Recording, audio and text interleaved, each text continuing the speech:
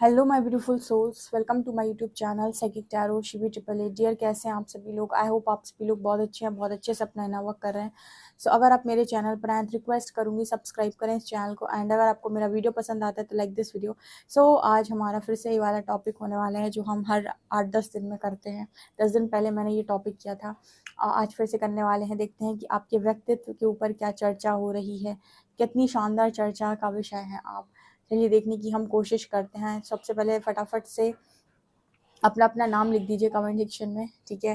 And अपने नाम के आगे ना ये ज़रूर लिखिए कि आप एक सुपरस्टार हैं ठीक है, क्योंकि ऑब्वियस सी बात है कि अगर आप आए हैं इस दुनिया के अंदर तो सिर्फ इतना इम्पोर्टेंट नहीं है कि आप लाइफ को जी कर निकल जाएं, ठीक है। दुनिया आपको पहचाननी चाहिए, ये बहुत ज़्यादा इम्पोर्टेंट है। ओके, तो चलिए देख लेते हैं हम कि क्या है भाई, क्या निकल कर आता है, किस विषय में आपके बारे में बातचीत हो रही है लोगों के द्वारा। Let's see.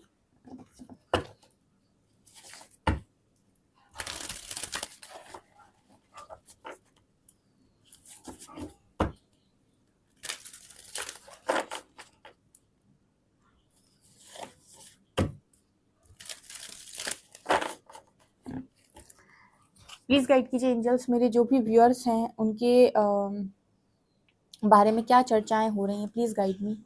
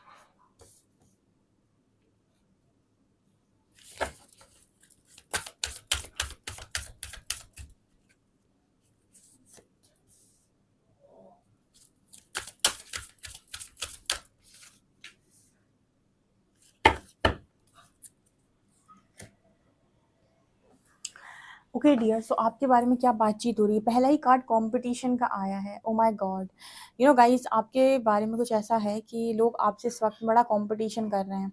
आपके आसपास के लोग, आपके फ्रेंड्स, जो लोग भी आपको जानते हैं, आप जैसे जैसे आगे बढ़ रहे हो आपके व्यक्तित्व में निखार आ रहा है। आपने अपना एक डिफरेंट पाथ चूज़ किया है, आप अपने पाथ को बहुत अच्छे तरीके से फॉलो कर रहे हो। भेड़ चाल का हिस्सा बनने के लिए आपने टोटली नो बोला है। शुरुआत में लोगों ने आपको बहुत जज किया, लेकिन अब वो लोग आपसे कंपटीशन कर रहे हैं। कहीं ना कहीं मैंने आपको पहले भी बताया था, और श्री हरि ने ये चीज़ मुझे बहुत पहले सिखाई थी कि जो भी एक क्रांतिकारी होता है ना, वो शुरुआत में हमेशा अकेला ही खड़ा होता है, ठीक है। वो हमेशा पहले अकेला खड़ा होता है, अकेले वो सब लोगों को सबका सामना करता है, अकेले वो लोगों को फेस करता है। फिर वही लोग धीरे धीरे धीरे धीरे करके उसकी पीछे शामिल होना स्टार्ट करते हैं, यानी कि उसके पीछे चलना शुरू कर देते हैं, उसकी टीम में आना शुरू कर देते हैं, उसकी टीम में शामिल होना स्टार्ट कर देते हैं। और फिर वही लोग धीरे धीरे करके उसे फॉलो करना स्टार्ट कर देते हैं। और फिर वो व्यक्ति जो पहले अकेला खड़ा हुआ था, लाखों की भीड़ उसके पीछे खड़ी हो जाती है। ये बहुत पहले मुझे श्री हरि ने इस तरीके से समझाया था, यानी बहुत पहले मुझे ये सारी चीज़ें चैनल हुई थी कि एक एक व्यक्ति जो बदलाव की राह पे होता है, पहले वो अकेला ही खड़ा होगा। पहले उसे अपने आप को प्रूव करना होगा कि जो वो बोल रहा है, जो वो कर रहा है, वो एकदम ही सही है। क्योंकि जब लोग उस पर विश्वास कर लेंगे और उसे पूरी तरीके से टेस्ट कर लेंगे, और अगर वो उस समय पर नहीं डोलेगा, उस वक्त वो अपनी चीज़ों को नहीं छोड़ेगा, अपने अपने व्यक्तित्व में ही रहेगा, अपनी ऑनेस्टी में रहेगा, अपनी ऑथेंटिसिटी में रहेगा, और वो उस चीज़ को बरकरार रखेगा, तो वही सारे लोग धीरे धीरे करके जो उसके अगेंस्ट में थे उसको फॉलो करना स्टार्ट कर देते हैं। तो शुरुआत में कहते हैं ना कि कोई भी आपको काम करना होता है या कोई बदलाव लेकर आना होता है, तो पहले आपको अकेले खड़ा होना पड़ता है। ऐसे आपने मूवीज़ में भी देखा होगा कि पहले कोई नया परिवर्तन लाने के लिए व्यक्ति को अकेले लड़ना पड़ता है, और जब वो उस चीज़ को प्रूव कर देता है तब भीड़ उसका साथ देने के लिए आती है। तो लोग अब आपसे कंपटीशन कर रहे हैं। अब वो समय आया है ना, लोग जब आपसे कंपटीशन करेंगे कि यस, उस बंदे से सीखो, उस बंदे को देखो, उसको देखो उसने क्या किया है। पहले तो लोगों ने बहुत क्रिटिसाइज़ करा आपको, पहले लोगों ने आपको बहुत नीचा दिखाया, लेकिन अभी वही लोग आपका समर्थन कर रहे हैं, वही लोग आपको सपोर्ट कर रहे हैं। इसका कारण है आपकी स्पिरिट, आपकी light. I am filled with light. जो व्यक्ति लाइट से भरा हुआ है, मैंने आपको बताया था ना कि अगर आप एक सूर्य हैं, ठीक है, जैसे मैं कहती हूँ कि अगर आप एक चमकता हुआ सूरज हैं, तो आप भीड़ में छुपेंगे नहीं, वो कभी ना कभी चमकेगा ज़रूर, वो लोगों को दिखाई ज़रूर देगा। उसी तरीके से अगर आपकी स्पिरिट में लाइट है, अगर आप लाइट बीइंग हैं, अगर आप स्टार सीड हैं, अगर आप एक लाइट वर्कर हैं, आपके अंदर रोशनी है, और अगर आप उस रोशनी से लोगों को चलना सिखा सकते हैं, तो एक टाइम ऐसा ज़रूर आएगा जहाँ पर आपकी वो रोशनी निकल कर बाहर आएगी और लोग उसको फॉलो करना स्टार्ट करेंगे ही करेंगे। शुरुआत में लोग अगेंस्ट में हो सकते हैं, शुरुआत में लोग ऐसा बोल सकते हैं कि पता नहीं क्या ही इंसान है, क्या ही काम कर रहा है। स्टार्टिंग में लोग आप पर हंस सकते हैं, स्टार्टिंग में लोग आपको क्रिटिसाइज कर सकते हैं, लोग आपको नीचे गिराने की कोशिश कर सकते हैं। शुरुआत में आपको थोड़ा-सा ये चीज़ें फेस करनी पड़ सकती हैं, बट यकीन मानिए एंड में वही सारे लोग आपको फॉलो करते हैं। बिल्कुल फैक्ट है, आपने ऐसे बहुत सारे एग्जाम्पल्स देखे होंगे, सोशल मीडिया पे भी देखे होंगे, मूवीज़ में भी देखे होंगे। सो आपकी स्पिरिट के अंदर अगर लाइट है तो लोग आपसे कॉम्पिटिशन ज़रूर करेंगे, क्योंकि सूर्य कहीं पर भी हो चमकता ज़रूर है अपने समय पर, ठीक है? सो वो रोशनी ज़रूर देगा, उसका काम है रोशनी फैलाना, तो वो ज़रूर फैलाएगा। सो वो एनर्जी यहाँ पर दूसरी एनर्जी यहाँ बैलेंस। लोग आपको बहुत ज़्यादा बैलेंस देख रहे हैं, आपके बारे में कुछ ऐसी बातें होती हैं कि भई बहुत बंदे ने बैलेंस किया है, ठीक है? मतलब एक ऐसा बैलेंस व्यक्ति जिसको आप कुछ कह रहे हो तो वो इग्नोर कर दे रहा है, लेट गो कर दे रहा है। जब तक कोई व्यक्ति आपके सर के ऊपर चढ़कर आकर कोई ऐसी बात ना करे जो आपको नहीं सहन करनी चाहिए, तब तक आप रिएक्ट नहीं करते हो। जब आपको लगता है कि यस, अब तो कुछ उसने ऐसा बोल दिया जो अगर अब जवाब नहीं दिया तो ये इंसान कुछ और भी कर सकता है। तब जाकर आप रिएक्ट करते हो या किसी तरीके का रिस्पॉन्स करते हो, तब तक तो आप आराम से बैलेंस एनर्जी में रहते हो। जब तक आप इग्नोर कर सकते हो, लेट गो कर सकते हो, आपको लगता है कि इतनी सी बात इग्नोर करने में कुछ नहीं जाता, तब तक तो आप भयंकर इग्नोर करते हो। लेकिन जहाँ पर आपको ऐसा लगता है कि अगर अब मैंने इग्नोर किया तो सामने वाले का जो घमंड है वो 7वें आसमान पर चला जाएगा, फिर वहाँ आप इग्नोर नहीं करते, फिर वहाँ आप घमंड तोड़ते हो, ठीक है ना? तो ये आपकी बैलेंस एनर्जी को शो करता है कि आपको पता है कि एक्शन में कब आना है और कब है जो सामने वाले को इग्नोर करना है। यहाँ पर कार्ड है डिवाइन असिस्टेंस का। I am open to receive. यहाँ पर काफ़ी सारे लोग बहुत सारी चीज़ें डिवाइन से रिसीव हो रही हैं। अब ये भी तो लोग देखते हैं ना कि यार इसको तो बहुत कुछ मिल रहा है। अब ऐसा आपको क्यों मिल रहा है? देखिए, अगर आप ईश्वर के पक्ष में खड़े होते हैं तो ईश्वर भी आपकी कोई चीज़ ऐसी थोड़ी है जो अधूरी रखेगा, वो भी आपकी बहुत मदद करते हैं। पर परमात्मा ना चुनता उसी को है जिस पर उसे विश्वास होता है कि करके ले जाएगा। इसी की वजह से यूनिवर्स कोई भी चीज़ देने से पहले आपको टेस्ट करता है कि तुम वास्तव में जो जिम्मेदारी हम तुम्हें देने वाले हैं उसको तुम उठा लोगे, हो तुम उस लायक कि तुम लाखों लोगों में, करोड़ों लोगों में परिवर्तन डाल सको, हो तुम उस लायक। तो पहले तुम्हें खुद को प्रूव करना पड़ेगा कि जी मैं उस लायक हूँ। तो उसके पहले आपकी बहुत विकट परीक्षा होगी। विकट मतलब ऐसी परीक्षा होगी कि एक टाइम तो आपको ऐसा लगेगा कि क्या करूँ मैं। तो बहुत कठिन परीक्षा देने के बाद आपको यूनिवर्स सेलेक्ट करता है। आप एक चोट किसी एग्ज़ाम में सेलेक्ट हो सकते हो। मटेरियल लाइफ में आप कितने सारे कंपटीशन के एग्ज़ाम्स होते हैं, आप एक चोट उनमें सेलेक्ट हो सकते हो, लेकिन यूनिवर्स अगर आपका टेस्ट ले रहा है, उसके एग्ज़ाम में सफल होना बहुत मुश्किल काम है। एक बार को यूपीएससी आप निकाल सकते हो, लेकिन यूनिवर्स का टेस्ट आप ईज़िली क्रैक नहीं कर सकते। यूनिवर्स जो आपकी टेस्टिंग करता है, उसको आपको पहले पता ही नहीं चलेगा कि ये मेरा टेस्ट चल रहा था। जब आप उस टेस्ट को पूरा निकाल लेंगे, उसमें पास हो जाएँगे, तब 10, 15, 20 दिन के बाद यूनिवर्स आपको बताएगा कि यहाँ पर आपकी टेस्ट हुई थी और आपने वो रिज़ल्ट आपने बना लिया है और वहाँ पर आपको कहीं न कहीं आपको गुड मार्क्स मिले हैं और आप उसमें पास हुए हैं। पहले तो क्योंकि जब यूनिवर्स आपको टेस्ट लेता है ना, तो यूनिवर्स आपको ना तो ये बताएगा कि सिलेबस क्या है, ना वो आपको ये बताएगा कि टेस्ट ले कब रहा है, कौन-सी डेट पर एग्ज़ाम देना है। एटलीस्ट जो हम वैसे एग्ज़ाम्स देते हैं, हमें पता तो होता है कि इस डेट पर हमारा एग्ज़ाम है और इस डेट पर हमारा एग्ज़ाम है और इतनी पढ़ाई हमें करनी है, इतना सिलेबस है हमारा। यूनिवर्स का ना तो कोई सिलेबस है, ना ही उनकी कोई डेट फिक्स होती है। आपको पता ही नहीं चलेगा कि आपकी कब कौन-सी टेस्ट उन्होंने ले ली, और अगर आप उसमें पास हो गए तो पता चले आपको बाद में वो बताएँगे कि यहाँ पर आपका टेस्ट हुआ था और आप इसमें पास हो गए। तो कहीं न कहीं डिवाइन से ईज़िली कोई चीज़ नहीं मिलती किसी व्यक्ति को। I am open to receive, लेकिन आपको रिसीव हो रही है, आपको मिल रही है। कारण अगेन आपकी लाइट, अगेन आपका विज़डम, अगेन आपके अंदर की प्योरिटी, ये चीज़ें यूनिवर्स ने आपके अंदर परखी हैं। यूनिवर्स आपको अंदर से परखता है और इंसान आपको बाहर से परखता है। इंसान आपकी आपके पास क्या क्या चीज़ें हैं, आपकी बाहरी तौर पर कितनी चीज़ें, उनसे आपसे प्रभावित होगा।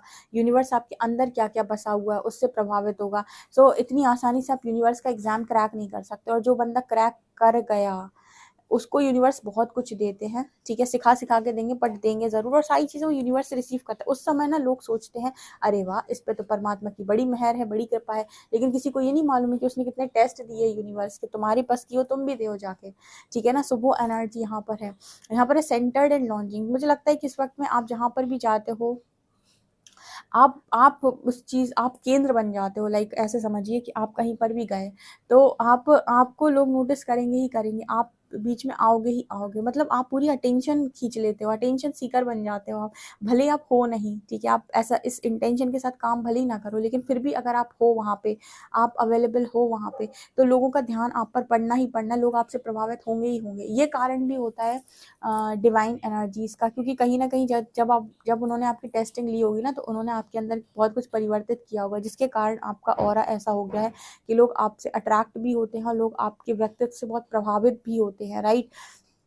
तो इस तरीके की बातें भी होती है। दूसरा कार्ड है लॉन्जिंग का, यहाँ I offer my deepest desires. मुझे लगता है आपकी वो डीपेस्ट डिज़ायर जो लोगों को लगता है इम्पॉसिबल है, वो डीपेस्ट डिज़ायर जो लगता है लोगों को कि ये तो कभी नहीं पॉसिबल हो सकता है, मतलब लोग जो जिस चीज़ की कल्पना ना कर सकें वो चीज़ तुम्हारे साथ घटित हो जाए, इसको कहते हैं ईश्वर की कृपा। अब लोग कहते हैं कि इसकी ज़िंदगी में तो ऐसा हो गया, ठीक है, अब उसकी ज़िंदगी में ऐसा हो तो गया, लेकिन उसकी ज़िंदगी में ये पल आने के लिए उसके पहले उसने कितने चीज़ों को फेस किया वो तो मैं नहीं पता है, ठीक है। क्योंकि आपको पता है कि अगर कोई ऐसी चीज़ आपके जीवन में घटित हो रही है जो प्रैक्टिकल नहीं है, जो लोगों को लगता है कि ये तो प्रैक्टिकल नहीं है, ये अगर हुआ है तो सिर्फ़ और सिर्फ़ ईश्वर की मेहर या उसी की कृपा की वजह से हुआ, अदरवाइज़ तो ये पॉसिबल नहीं था। तो आप ये समझ गए कि हाँ, ये ईश्वर की कृपा से हुआ, लेकिन उसी के साथ क्यों हुआ?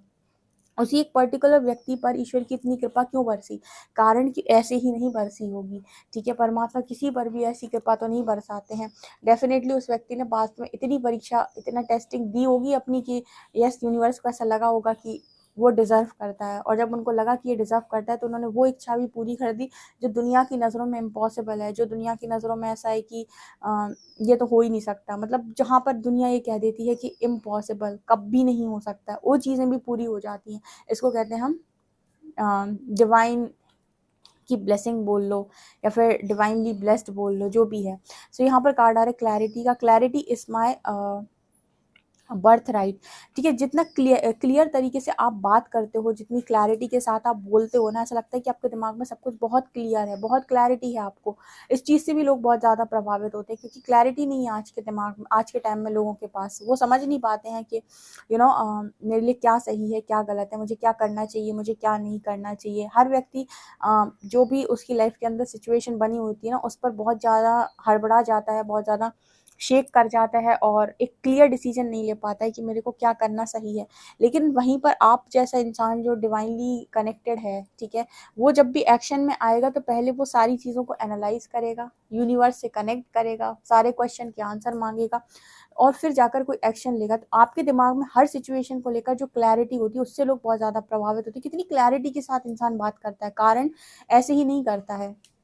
अगेन, कोई भी चीज़ अगर आपके पास आज है तो ऐसे ही नहीं है। लोग आपको देखकर भले ही ऐसा सोच लें कि इसके पास तो देखो कितना कुछ है, वो ऐसे ही नहीं है डियर। जैसे मिला है ना, वो तो जिस इंसान ने कमाया है वही जानता है कि उसने कैसे कमाया है, ठीक है। परमात्मा से कोई भी चीज़ पाने के लिए ना, परमात्मा ने बहुत पहले मुझे ये चीज़ सिखाई थी, श्री हरि ने, कि ईश्वर से प्राप्त करने के लिए संघर्ष और जाने क्या-क्या बहुत सारी चीज़ें उन्होंने बताई थी, कि इन सब चीज़ों को जब वो परख लेता है ना, तब आप कुछ भी चीज़ ईश्वर से प्राप्त कर सकते हो। ईश्वर कभी भी ऐसे व्यक्ति को तथास्तु बोलता ही नहीं कि वो क्या परमात्मा मुझे ये दे दो और कह दिया तथास्तु ले जाओ, ऐसा कभी नहीं करते वो। अगर आप माँगेंगे उनसे तो पहले वो आपको टेस्ट करेंगे, जो तुम माँग रहे हो उसको तुम लायक हो कि नहीं, और उसमें वो इतनी टेस्टिंग कर लेंगे आप कि अगर लायक होगे भी नहीं तो भी बन जाओगे।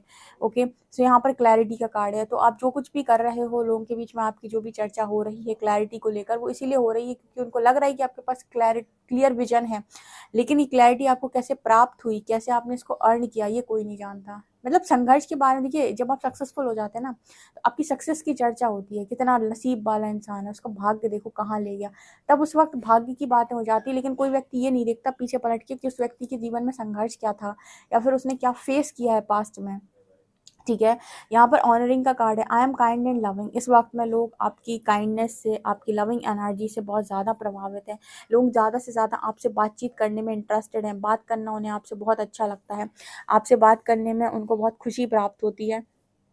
एंड आप लोगों को बहुत ज़्यादा मैंने जैसे कहा कि आप उनको बहुत प्रभावित करते हैं, आपकी काइंडनेस उनको बहुत अच्छी लगती है, जैसे आपकी इंट्यूशंस भी उन्हें बहुत अच्छी लगती है, जिस तरीके से आप गाइड करते हो इंट्यूशन के बेसिस पे, जैसे लगता है कि खुद ईश्वर आपको रास्ता दिखाता है, जैसे ईश्वर ने आपके लिए दिखाया कि ऐसा ऐसा ऐसा होना है, और इतनी क्लैरिटी के साथ, इतनी इंट्यूटिवली आपने चीज़ों को बोला।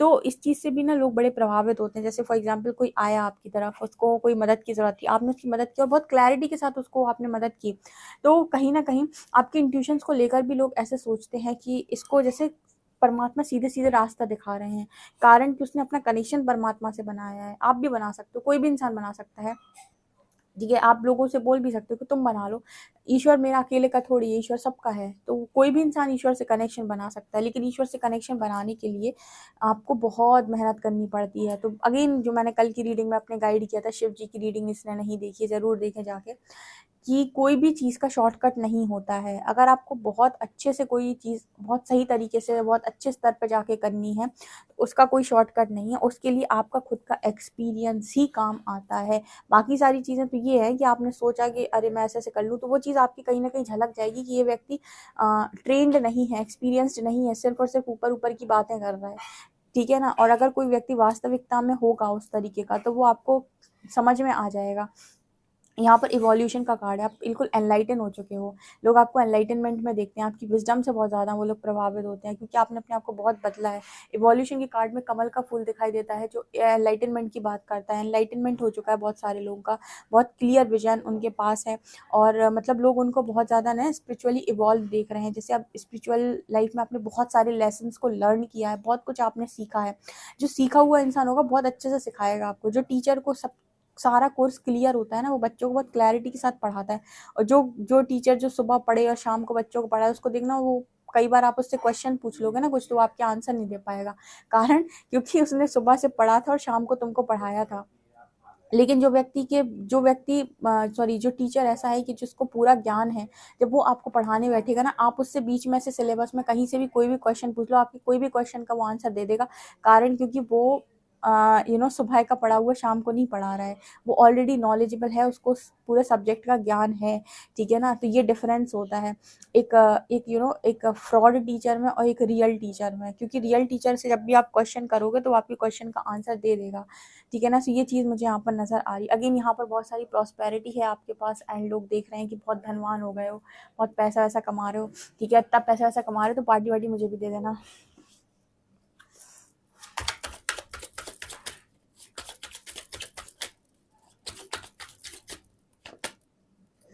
डेथ।